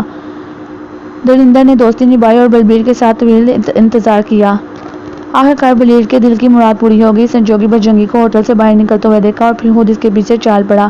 بجرنگی کو ہوٹل سے کوئی 1 فرلانگ دور چھوڑ کر وہ واپس پلٹا۔ بجرنگی بے شک پیدل جا رہا تھا، لیکن اندازہ ہو گیا تھا اس کی فوری واپسی کا کوئی امکان نہیں، چنانچہ وہ واپس پلٹا اور کار میں بیٹھے اپنے دوست دریندر کے پاس پہنچ گیا۔ اس سے پہلے کہ وہ خود کچھ بولتا، دریندر بول اٹھا، یہی وہ محاشیے تھے جن کے دفع ہونے کا تم انتظار کر رہے تھے؟ ہاں، اور گاڑی کی چابی مجھے دے دو، بلبیر نے کہا، اور دریندر نے نیچے اتر کر چابی اسے دے دی۔ کسی طرح کوئی خطرہ ہوا تو میں ٹیکسی میں تمہارا پیچھا کروں گا، دریندر نے پیشکش کی۔ اول تو ایسی کوئی بات نہیں، اگر ہوئی تو تمہارا دوست کمزور نہیں ہے، تمہارا شکریہ، بلبیر نے کہا اور گاڑی لے کر آگے بڑھ گیا۔ سیدھی سادی سترانی کو اس نے آسانی سے دھوکہ دے کر اپنی چال میں پھنسا لیا۔ سترانی اس کے ساتھ باہر نکل آئی، چھوٹے قدموں سے چلتی ہوئی گاڑی کے قریب آ گئی۔ دور کھڑے ہوئے دھریندر نے اسے دیکھا تو دل میں سوچا واقعی بلبیر کی دیوانگی بے سبب نہیں تھی۔ بلبیر نے دروازہ کھول کر اسے بیٹھنے کا اشارہ کیا تو وہ گھبرا کر بولی، اب یہ خود بھاگے گی ہیں؟ بلبیر حیرت سے بولا، تم کبھی کار میں نہیں بیٹھی؟ سترانی نے معصومیت سے گردن ہلا دی۔ بلبیر حیرت امیز مسکراہٹ کے ساتھ اسے اندر بٹھا کر وہ اسٹیئرنگ پر جا بیٹھا۔ سترانی کی ایک ایک ادا پر اسے پیار آ رہا تھا۔ یہ جنگل کا پھول اس کے لیے ایک انوکھا تجربہ تھا۔ کیا نام ہے تمہارا سترانی؟ وہ سادگی سے بولی۔ واہ کیا خوبصورت نام ہے سترانی، لگتا ہے خوشبو اور پھولوں کا کوئی ہار ہو۔ بابا بجرنگی کہاں ہے؟ وہ مجھے کیوں بلا رہے ہیں؟ سترانی نے پوچھا۔ تم پہلی بار دلی آئی ہو؟ دلی کیا؟ وہ بدستور سادگی سے بولی۔ او مائی گاڈ، تمہیں یہ بھی نہیں پتا؟ تم کہاں رہتی تھی؟ مندر میں، میرا مطلب ہے کون سے شہر میں؟ پتہ نہیں کیا بول رہے ہو، مجھے کچھ معلوم نہیں۔ یہی تو تمہاری سندرتا ہے، مگر تم نے میرے بارے میں کچھ نہیں پوچھا۔ تم بہت باتیں کر رہے ہو۔ بابا بجرنگی کہاں ہے؟ وہ بھی ایسی ہی گاڑی میں بیٹھ کر گئے ہیں، ابھی یہاں سے بہت دور ہیں، تم فکر مت کرو، میں تمہیں انہیں کے پاس لے جا رہا ہوں۔ بلبیر نے کہا۔ وہ اسے شہر سے دور کوٹلہ نامی جگہ لے جا رہا تھا، جہاں سے کچھ فاصلوں پر انگریزوں کے زمانے کا ایک ڈاک بنگلہ تھا۔ یہ ڈاک بنگلہ سیبزدہ کہلاتا تھا، لیکن ایسی کوئی بات نہیں تھی۔ اسے بلبیر جیسے آوارہ مزاج جوباش نوجوانوں نے اسے سیبزدہ مشہور کر رکھا تھا تاکہ لوگ اسے ڈھونڈیں۔ سفر جاری رہا۔ سترانی باہر کے مناظر سے لطف اندوز ہو رہی تھی۔ اس کے دل میں خوف کا کوئی گزر نہیں تھا۔ اسے کبھی ایسی واقعات کا سامنا نہیں کرنا پڑ رہا تھا جن میں خوف کا کوئی گزر ہو، اس لیے وہ اس وقت بھی خوفزدہ نہیں تھی۔ یہ اس کی معصومیت تھی کہ اس نے یہ نہیں سوچا تھا کہ بجرنگی اتنی دور نہیں گیا ہوگا کہ اس تک پہنچنے کے لیے اتنا لمبا سفر کرنا پڑے۔ آخرکار یہ سفر ختم ہوا اور سترانی نے کار رکنے کے بعد چاروں طرف دیکھا۔ یہ تو بڑی اچھی جگہ ہے، ایسی جگہ میں رہتی تھی۔ تمہیں اچھی لگی یہ جگہ؟ ہاں، یہاں پر گوڈے بھی ہوں گے۔ پر گوڈے یہ کیا ہوتے ہیں؟ بلبیر نے پوچھا، لیکن سترانی نے اس کی بات کا جواب دیے بغیر چاروں طرف دیکھتی رہی۔ بلبیر نے اس کا بازو پکڑ کر کہا، آؤ اندر چلو۔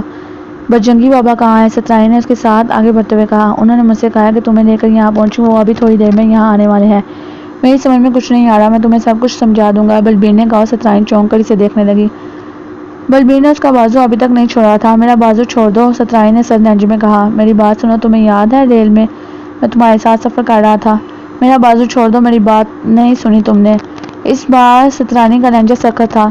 پھولوں کی رانی سترانی، میرا نام بلبیر ہے، جس کا ہاتھ پکڑ لیتا ہوں وہ آسانی سے نہیں چھوڑتا، یہ میری فطرت کے خلاف ہے۔ بلبیر نے اس کے بازو پر اپنی گرفت سخت کرتے ہوئے کہا۔ سترانی بازو چھڑانے کے لیے زور لگانے لگی۔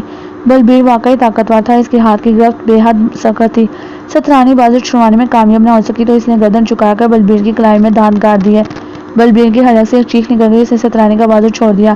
پھر وہ اسے گھورتے ہوئے بولا، تم جیسی ہی ضدی لڑکیوں کو۔ اس نے اتنا ہی کہا تھا کہ دفتر نے اس کی کلائی میں ایک ٹھیس اٹھی اور دوسرے ہی لمحے یہ ٹھیس اس کے پورے بازو میں پھیل گئی اور پھر بازو سے کندھے میں اور پھر کندھے سے سینے میں۔ تیرا ستیاناش کیا، تیرے دانتوں میں سانپ کا زہر ہے؟ اف، یہ کیا ہو رہا ہے؟ درد اس قدر برق رفتاری سے اس کے پورے وجود میں پھیلتا جا رہا تھا، ایک لمحے کے لیے اس کا سارا بدن پسینہ اگلنے لگا۔ شدید ترین درد کی شدت نے اسے اپنے آپ پر قابو پانا مشکل ہو رہا تھا۔ اس کے گھٹنے بے جان ہونے لگے اور وہ کھڑا نہ رہ سکا۔ پہلے وہ زمین پر بیٹھا، پھر لیٹ گیا۔ اس کا سانس گھٹنے لگا تھا۔ کچھ لمحوں میں اس کے حواس جاتے رہے۔ سترانی ایک طرف کھڑی گسیلی نظروں سے اسے دیکھ رہی تھی، پھر اس نے بلبیر کے جسم کو نیلا پڑتے دیکھا۔ پتہ نہیں بجرنگی بابا ابھی تک کیوں نہیں آئے، سترانی کے منہ سے نکلا اور وہ پریشانی سے دروازے کی طرف دیکھنے لگی۔ کچھ دیر تک اسے دیکھتی رہی، پھر بوڑھا سا منہ بنا کر دروازے کی جانب چل پڑی۔ ڈاک بنگلہ کافی ویران علاقے میں تھا۔ اس تک آنے کے لیے سڑک نہیں جاتی تھی، بلکہ سڑک کافی دور سے گزرتی تھی اور وہاں سے ایک کچے راستے پر سفر کر کے یہاں تک آنا پڑتا تھا۔ کیونکہ یہ جگہ کچھ لوگوں کی کوششوں سے اسیبزدہ مشہور ہو گئی تھی، اسی لیے ادھر آمد و رفت کم تھی۔ سترانی ڈاک بنگلے سے باہر نکل آئی، پریشان نگاہوں سے ادھر ادھر دیکھنے لگی۔ اب بھی اس کی چھوٹی سی عقل میں یہ بات نہیں آ رہی تھی کہ بجرنگی نے اسے یہاں نہیں بلوایا، بلکہ بلبیر اسے دھوکہ دے کر یہاں لایا تھا۔ بلبیر اگر اتنی طاقت سے اس کا ہاتھ نہ پکڑتا تو سترانی شاید اس کی کلائی میں کاٹنے کی کوشش بھی نہ کرتی۔ اپنی تباہ کاریوں سے بے خبر اس نے صرف اپنا بازو چھڑانے کے لیے بلبیر کی کلائی میں کاٹا تھا اور بلبیر زندگی سے محروم ہو گیا تھا۔ باہر نکل کر وہ بڑبڑاتی ہوئی آگے بڑھی۔ بابا بجرنگی بھی کبھی پاگل ہو جاتا ہے، مجھے یہاں بلانے کی کیا ضرورت تھی، اور اب بلایا ہے تو خود کہاں چلا گیا ہے؟ اس کی نظر سامنے کھڑی کار پر پڑی۔ یہ چیز اسے بہت مزے کی لگی تھی، اس میں بیٹھ کر تیزی سے سفر کرنا تو اسے بہت ہی پسند آیا تھا۔ وہ آگے بڑھی اور کار کے قریب پہنچ گئی، پھر اس نے اپنے تجربے کی بنا پر کار کا دروازہ کھولا اور اسٹیئرنگ کے پیچھے بیٹھ گئی۔ اس کے بعد وہ بار بار اسٹیئرنگ پر ہاتھ مارنے لگی، اپنے بدن کو جھٹکے دینے لگی۔ غالباً وہ اسی طرح واپسی کا سفر کرنا چاہتی تھی جس طرح بلبیری سے لے کر یہاں تک آیا تھا۔ بہت دیر تک وہ اس کوشش میں مصروف رہی کہ کار پہلے کی طرح آگے بڑھ جائے، پھر رفتار رفتار سے مایوسی ہونے لگی۔ وقت گزرتا رہا، وہ تھک ہار کر کار سے نیچے اتر آئی، اس کے کھلے ہوئے دروازے میں زوردار لات مار کر اسے بند کیا اور اس کے بعد گہری سانس لے کر ادھر ادھر دیکھنے لگی، پھر وہاں سے آگے بڑھ گئی۔ راستے کا کوئی تیار نہیں تھا کدھر جانا ہے، بس ایک سمت چل پڑی۔ چدرے ادھر چاروں طرف بکھرے ہوئے تھے اور زمین سنگلاخ تھی۔ وہ جاتی رہی، گرجیکا وہ چلتی رہی اور سورج آسمان کی طرف بلند ہوتا رہا۔ وہ پسینے سے تتر بتر ہو گئی تھی، تھکن الگ ہوئی جا رہی تھی اور بھوک بھی لگ رہی تھی۔ اسے رہ رہ کر بجرنگی پہ غصہ آیا تھا۔ چلتے چلتے وہ بری طرح تھک گئی، اب اسے آگے نہیں بڑھا جا رہا تھا۔ تھوڑے فاصلے پر اونچے اونچے گھنے درخت نظر آ رہے تھے جن کے نیچے چھاؤں تھی۔ وہ ایک درخت کی جانب بڑھ گئی اور یہاں پہنچ کر وہ درخت کی گھنی چھاؤں میں بیٹھ گئی۔ مزید تھکن محسوس ہوئی تو درخت کے نیچے کی جان میں سر ڈال کر لیٹ گئی اور آنکھیں بند کیے یہ سوچ رہی تھی کہ بابا بجرنگی کو کہاں سے تلاش کرے۔ اس دوران ایک اور دلچسپ واقعہ پیش آیا۔ دو دیہاتی جو پہلے سفر کرتے ہوئے گلبن شہر جا رہے تھے ادھر گزرے۔ وہ آپس میں ایک دوسرے کو جن بھوتوں کی کہانیاں سنا رہے تھے۔ ایک نے دوسرے سے کہا، فیکا، دوپہر میں تمہیں معلوم ہے چمر باولے میں ایسے راستوں پر گھومتے پھرتے ہیں وہ گرد کے بگولوں کی شکل میں چکر کھاتے ہوئے سفر کرتے ہیں۔ اگر کوئی ان کے بیچ آ جائے تو یوں سمجھ لو بس وہ انہیں اڑا لے جاتے ہیں۔ میری دادی کہا کرتی ہے کہ ایسی جگہ پر بھوت اور چڑیلیں بھی ملتی ہیں، بلکہ وہ میرے دادا کا ایک قصہ سناتی ہیں۔ ایک دفعہ دادا جنگل میں جا رہے تھے، انہیں پیاس لگی تو ایک ایسے ہی گھنے درخت کے نیچے رک گئے تھے، ادھر ادھر دیکھنے لگے۔ دیہاتی نے اس درخت کی طرف اشارہ کیا جہاں سترانی لیٹی ہوئی تھی اور دونوں درخت کے قریب پہنچے۔ دوسرے نے پوچھا، پھر کیا ہوا؟ بس جی، پھر انہیں ایک چڑیل نظر آ گئی، درخت کے نیچے لیٹی ہوئی تھی، اتنی سندر کہ دادا جی تو اس کی شکل دیکھتے ہی اس سے پریم کرنے لگے۔ پر دیہاتی نے اتنا ہی کہا تھا کہ اسے سترانی کے پاؤں نظر آ گئے، اتنے خوبصورت پاؤں اس نے کبھی خوابوں میں بھی نہیں دیکھے تھے۔ اس کی آنکھیں پھیل گئیں۔ اس نے اپنی ساتھی کا بازو پکڑ لیا اور ساتھی بولا، اب کیا دادا جی کی طرح تجھے بھی چڑیل مل گئی ہے؟ لیکن دیہاتی کے دونوں گال پھول گئے تھے اور اس کی آنکھیں گول ہو گئی تھی۔ منہ سے کو کو کی آوازیں نکالتے ہوئے وہ اپنے ساتھی کے بازو کو ٹوکا مارنے لگا تو ساتھی نے کہا، یار پوری کہانی تو سنا، پھر کیا ہوا؟ گو گو گو۔ دیہاتی نے اپنے ساتھی کو سترانی کے پیروں کی طرف متوجہ کیا اور اب اس نے بھی وہ پاؤں دیکھ لیا، ٹھٹک کر رک گیا۔ سترانی کو ان دونوں کی بات طے کرنے کی آواز سنائی دی تو وہ جلدی سے اٹھ کر بیٹھ گئی۔ اس نے سوچا کہ کوئی ادھر آ رہا ہے، ہو سکتا ہے وہ بابا بجرنگی ہو۔ چنانچہ دوسرے لمحے وہ کھڑی ہو گئی، پھر اس نے ان دونوں دیہاتیوں کو دیکھ لیا اور بولی، سنو میری بات سنو۔ دونوں دیہاتیوں کے حلق سے دل خراش چیخیں نکلی اور اس کے بعد انہوں نے دوڑ لگا دی۔ ارے بیوقوفو، میری بات سنو۔ سترانی ان کے پیچھے بھاگنے لگی۔ ایک دیہاتی نے دوسرے سے کہا، ابے بھاگ، پیچھے آ رہی ہے۔ پکڑ لیا تو گئے بیٹا کام سے۔ دونوں پوری قوت سے دوڑنے لگے۔ سترانی تو پہلے ہی تھکن اور بھوک سے نڈال ہو رہی تھی، اس نے زیادہ ان کا پیچھا نہیں کیا اور دیہاتی بری طرح سے دوڑتے ہوئے کہیں سے کہیں نکل گئے۔ سترانی گسیلی نگاہوں سے انہیں دیکھتی رہی، اس کے بعد واپس درخت کے نیچے آ گئی کیونکہ دھوپ بہت تیز تھی۔ اب پریشان ہونے لگی تھی، اب کیا کروں کیا نہ کروں، یہ تو بڑی مشکل ہوگی، پتہ نہیں وہ پاپی مجھے دھوکہ دے کر کیوں لایا تھا، اب میں بابا بجرنگی کو کہاں تلاش کروں گی۔ انہیں سوچوں میں بیٹھی ہوئی تھی کہ اچانک درخت سے اسے کچھ آوازیں سنائی دیں۔ یہ دو پرندوں کی آوازیں تھیں جو اس کے بارے میں باتیں کر رہے تھے۔ وہ کہہ رہے تھے کہ اس ویرانی میں پتہ نہیں یہ دیوی کہاں سے آ نکلی ہے، کتنی دھوپ ہو رہی ہے اس وقت۔ سترانی چونک کر بیٹھ گئی اور پھر اس کے منہ سے ایک عجیب اور غریب آواز نکلی۔ کچھ ہی لمحوں کے بعد درخت پر بیٹھے ہوئے پرندے پھدکتے ہوئے نیچے آئے اور سترانی سے کچھ فاصلے پر بیٹھ گئے۔ انہوں نے کچھ آوازیں منہ سے نکالی تو سترانی نے بھی ان کی آوازوں کا جواب دیا۔ اب اس کے چہرے پر ہلکی سی خوشی کے آثار نظر آنے لگے۔ دونوں پرندے بھی اس سے مانوس نظر آ رہے تھے۔ سترانی اپنی جگہ سے اٹھ کھڑی ہوئی تو پرندوں نے بھی زمین پر پاؤں دبا کر فضا میں چھلانگ لگائی اور سترانی سے صرف چند گز کے آگے آہستہ آہستہ فضا میں سفر کرنے لگے۔ زمین کے رہنے والے اس منظر کو دیکھتے تو اسے نہ جانے کیا قرار دیتے، لیکن سچ یہی تھا کہ پرندے سترانی کی رہنمائی کر رہے تھے اور سترانی انہیں دیکھ کر آگے کا سفر کر رہی تھی۔ زیادہ دیر نہیں گزری تھی کہ وہ پکی سڑک نظر آ گئی جس سے گاڑیاں گزرتی ہیں۔ پتہ نہیں یہ راستہ کہاں جاتا تھا، لیکن پرندے مسلسل سترانی کی رہنمائی کر رہے تھے۔ وہ کبھی کبھی منہ سے آوازیں نکالتی اور ان سے باتیں کرتی ہوئی آگے بڑھ رہی تھی۔ تھوڑا سا فاصلہ طے کیا تھا کہ دور سے ایک بیل گاڑی آتی نظر آئی۔ پرندوں نے گوتا لگایا اور سترانی کے کندھوں کو چھوتے ہوئے وہاں سے چل پڑے۔ سترانی اس بیل گاڑی کو دیکھ رہی تھی جو آہستہ آہستہ قریب آتی جا رہی تھی۔ بیل گاڑی پر ایک 55-60 سال کی عمر کا آدمی پگڑی باندھے بیٹھا تھا۔ بیل گاڑی کے پیچھے حصے میں بہت سی گھاس اور جڑی بوٹیاں لدی ہوئی تھی۔ سترانی سے دیکھنے لگی، بیل گاڑی آہستہ آہستہ اس کے قریب آ گئی۔ عمر رسیدہ آدمی حیران نگاہوں سے سترانی کو دیکھ رہا تھا۔ سترانی کے قریب آ کر اس نے بیل گاڑی روک دی، اسے غور سے دیکھتا ہوا بولا، ارے بیٹا تو کہاں جنگل میں ماری ماری پھر رہی ہے؟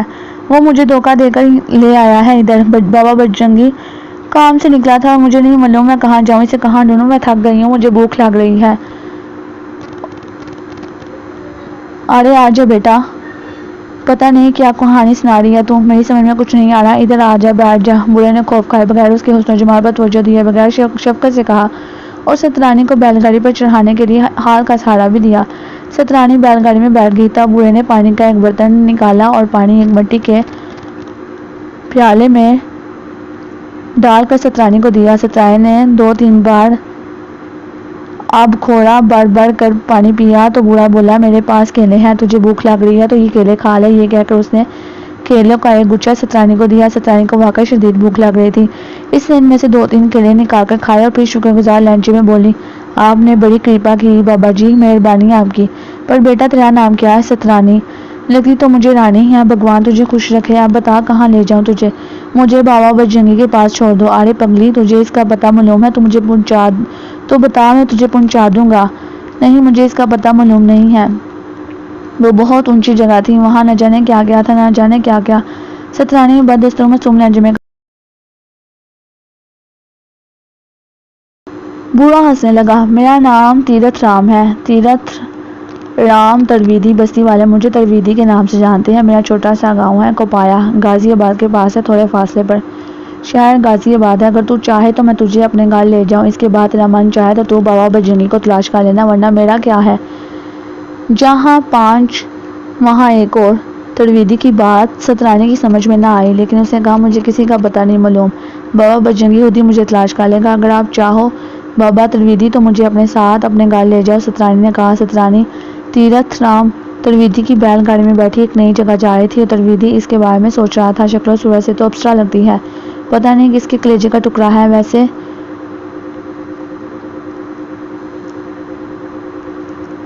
اس کے بارے میں سوچ کر تھوڑا سا خوفزدہ بھی تھا۔ کہنے کو تو کہہ دیا تھا کہ جہاں 5 وہاں ایک اور، لیکن کانتی نہیں ورانتی تھی، سخت بد مزاج چکر اور پہلے ہی 5 سے پریشان تھے، اب اگر چھٹی بھی گھر پہنچ گئی تو جان ہی نکال لیں گے۔ ترویدی 5 بیٹیوں کا باپ تھا، 5 کی 5 جوان ہو چکی تھی، بیٹا کوئی نہیں تھا، معمولی سی آمدنی تھی، باپ بھی دید تھا، جڑی بوٹیوں کے علاج کی بھی بھلا آج کل کوئی وقت تھی، وہ تو بس کوپایا کی چھوٹی سی آبادی اور ترویدی خاندانی وید تھا، اس لیے دال روٹی چل رہی تھی۔ بیٹیوں کو دیکھ کر کلیجہ منہ کو آتا تھا، کیسے ٹھکانے لگائے گا ان سب کو، مگر اس جوان اور بے انتہا سندر لڑکی کو اس ویرانی میں چھوڑ کر بھی نہیں جا سکتا تھا۔ اب جو ہوگا دیکھا جائے گا۔ وہ گانتی کے عتاب سے بچنے کے گرز سوچتا رہا۔ ادھر سترانی کیلے کھا کر مطمئن ہو گئی تھی، اب بیل گاڑی کے سفر میں بہت مزہ آ رہا تھا۔ اچانک ترویدی نے اس سے پوچھا، ایک بات بتا سترانی، بجرنگی تیرا پیتا ہے؟ پیتا وہ کیا ہوتا ہے؟ مذاق کر رہی ہے مجھ سے؟ اب تو کہے گی تجھے اپنی ماتا کے بارے میں بھی نہیں کچھ معلوم؟ ہاں، مجھے کچھ نہیں معلوم۔ ارے تو کیا کسی پیڑ سے ٹپکی ہے؟ میری سن، جہاں میں تجھے لے جا رہا ہوں تو نے وہاں یہی کہنا ہے کہ تو لکشمی ہے، تو ہمارے باغ بدل دے گی، کانتی کے سامنے تو یہی کہے گی، کانتی میری دھرم پتنی ہے، بڑی بگٹ ہے، وہ جو بھی کہے تو اس کی چنتا مت کرنا، کیا سمجھی؟ کیا تھا تیرا پیتا؟ وید۔ مگر مجھے یہ تو بتا دو پیتا کیا ہوتا ہے؟ ارے باولی، پیتا ہوتا ہے، بس کافی ہے، اور تو لکشمی ہے، مٹی کو ہاتھ لگاتی ہے تو سونا ہو جاتی ہے۔ کیا ہو جاتی ہے؟ سترانی نے پوچھا۔ ارے دیا، بڑی مشکل ہوگی یہ تو، پر میں اسے چھوڑ بھی تو نہیں سکتا، چلو جو ہوگا دیکھا جائے گا۔ اس نے سترانی کے لیے بہت سے لباس خریدے تھے، جوتے خریدے تھے، اسے خود احساس تھا کہ جو کپڑا اس نے سترانی کے چہرے کے گرد لپیٹ رکھا تھا وہ بڑا مشکوک سا ہے، اور دیکھنے والے اسے دیکھ کر نہ جانے کیا سوچتے ہوں گے۔ اب اس کا چہرہ سامنے آئے گا تو کم از کم اس کے لباس بھی بہتر ہونے چاہیے۔ لیکن جب وہ ہوٹل میں داخل ہو کر اپنے کمرے کے دروازے پہ پہنچا تو اس کا دل دھک سے رہ گیا، دروازہ کھلا ہوا تھا، جو ہونا نہیں چاہیے تھا، کیونکہ وہ سترانی کو اچھی طرح سمجھا کر گیا تھا۔ اندر داخل ہوا تو سترانی موجود نہیں تھی۔ پہلے کمرے میں دیکھا، غسل خانہ وغیرہ چیک کیا، پھر باہر نکل آیا، کچھ لوگوں سے اس کے بارے میں پوچھا، لیکن کچھ پتہ نہیں چلا۔ واپس کمرے میں آیا اور سر پکڑ کر بیٹھ گیا، سمجھ میں نہیں آیا تھا کہ سترانی کہاں گئی، اب کیا کروں، اسے چھوڑ کر نہیں جانا چاہیے تھا، غلطی ہو گئی تھی، وہ معصوم سی لڑکی کچھ بھی کر سکتی تھی۔ ہوٹل سے باہر نکلا اور ایک سے سترانی کے بارے میں پوچھنے کا کوئی فائدہ نہیں تھا۔ رادھیکا ایک بار پھر گم ہو گئی تھی، اب دو رادھیکا کو تلاش کیا جائے، سب بیکار ہو گیا تھا۔ گرو جی نے شیش ناگ جگانے کے لیے کہا تھا، برسوں چاپ کیا، مگر مٹی کا سانپ ٹس سے مس نہیں ہوا۔ سترانی وشکنیا تھی اور اس سے کچھ آس بندی تھی کہ دلیپ ٹھاکر اور گربچن سنگھ سے بدلہ لے گا اور رادھیکا کی تلاش میں بھی سترانی سے مدد ملے گی۔ سترانی ایک وقت کا تعین کرتا ہوں، اگر تو نہ ملی، اگر رادھیکا کا پتہ نہ چلا تو پھر یہ سنسار دیکھے گا کہ اکیلا ارجن سنگھ کس طرح ان دونوں خاندانوں کے لیے راکشس بن جاتا ہے۔ آگ لگا دوں گا اس پورے سنسار کو۔ قصور کانتی کا بھی نہیں تھا۔ اس دور میں جتنے بھی مسئلے جنم لیتے ہیں مالی حالات بہتر نہ ہونے سے لیتے ہیں۔ یہ گھرانہ بھی مالی بے کسی کا شکار تھا۔ کوپا چھوٹی سی غریب بستی تھی۔ غریبوں کو تو بیمار ہونے کا حق بھی نہیں ہوتا، بیمار ہوتے بھی ہیں تو وہ ٹھیک ہو جاتے ہیں۔ اگر کسی کو کچھ زیادہ ہی مشکل پیش آ جائے تو یہ وید جی موجود تھے جن کی جڑی بوٹیاں کبھی کبھی کام کر جاتی تھیں۔ آس پاس کی بستیوں میں بندے چھوڑ رکھے تھے جو خاندانی وید تیرتھ رام ترویدی کی جھوٹی سچی تعریفوں کے پل باندھتے رہتے تھے، اور اس طرح کبھی کبھی ترویدی جی کو دوسری بستیوں کے بیمار بھی مل جاتے تھے۔ اس کے باوجود آمدنی اتنی نہیں تھی کہ بیٹیوں کی شادی بیاہ کے بارے میں سوچ سکتے۔ پریشان تو وہ تھے ہی تھے ان حالات سے، لیکن کانتی دیوی دن رات کرتی رہتی تھی۔ بیٹیاں تھیں کہ کسی بھی مشکل کو خاطر میں نہ لائے بغیر صحت مند اور توانا تھیں۔ وہ دال روٹی کھا کر بھی خوبصورت تندرست ہو رہی تھیں۔ ان کے چہرے لال گلابی تھے، گالوں سے جیسے خون ٹپکتا تھا۔ حالات سے ان کی لاپرواہی پر کانتی دیوی اور چراغپا ہو جاتی اور اکثر بکتی جھکتی رہتی۔ تیرا ستیہ ناش مسٹنڈی ہتھیاری، یہ تیرے جھولا جھولنے کی عمر ہے، بھگوان کرے رسی ٹوٹ جائے اور تو گر پڑے، میلوں دور جا کر گرے، ایسی گرے کہ پھر اٹھ نہ سکے۔ کتنی بار کہہ چکی ہوں کہ دال چڑھا دے، تھوڑی ہی دیر میں سب کے پیٹوں میں کھلبلی مچ اٹھے گی۔ اماں روٹی دو، ماتا جی روٹی دو، 1.5 کلو آٹا پڑا ہے مٹکے میں، تھوڑی دیر میں وہ راجا جی آتے ہوں گے، جنگ جیت کر آتے ہی بولیں گے کانتی روٹی لگا دے، بڑی بھوک لگ رہی ہے۔ چلو جی روٹی، ارے کہاں سے لگا دوں، ارے میں کہتی ہوں اترتی ہے جھولے سے کہ اٹھاؤں لکڑی۔ یوں تو ہمیں عادت نہیں ہے زیادہ بولنے کی، پر تمہیں سمجھانے کے لیے بول رہے ہیں ماتا جی، اگر ہم جھولے سے گر بھی پڑے تو میل بھر دور کیسے جا کر گریں گے، سامنے تو دیوار ہے، اسی سے ٹکرا کر گر پڑیں گے۔ پھر تم پوچھو گی بسنتی تو نے اتنی لمبی پنگ کیوں لی، اور ہم شعلے کی بسنتی کے ڈائیلاگ اسی کی آواز میں بولے۔ کانتی دیوی نے گیلی لکڑی اٹھائی تو ذرا روح بھٹک گئی۔ اور یہ لکڑی دیکھو، لگے ہیں جوہر سے نکال کر لائے ہیں، کبھی آنکھ پھیر کر نہ دیکھا کہ جو چیز پیسے دے کر خرید رہے ہیں وہ ٹھیک ہے ابھی یا نہیں۔ لوگ ویسے تو وید جی کرتے ہیں، پر چورنا لگانے سے کوئی باز نہ آوے ہے۔